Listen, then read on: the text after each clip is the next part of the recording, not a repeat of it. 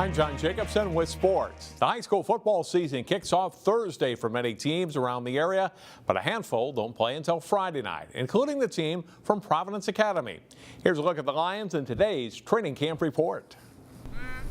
There will be some new players on the field for Providence this fall. 16 athletes from Maranatha Christian Academy are vying for playing time.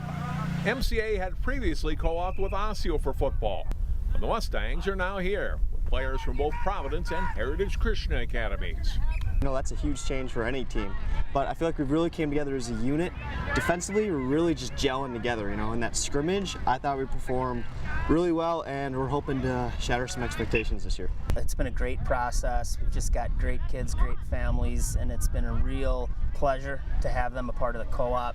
We've been able to spend the summer doing a lot of things together. By the time we started our preseason schedule here in August, we had a good chance to acclimate to each other and get used to each other. On offense, the Lions will need to replace Jackson Baird, a four-year starter through whom a lot of the offense ran through last year. Providence returns more experience on the defensive side of the ball with 6 starters back. Key players to watch for are wide receiver safety Zach Fritz and Jackson Sonderby, running back and defensive tackle Taylor Meissner, defensive end and offensive tackle Mark Richelsen, while Max Anderson takes over for Baird at quarterback. This should be a more balanced offensive attack.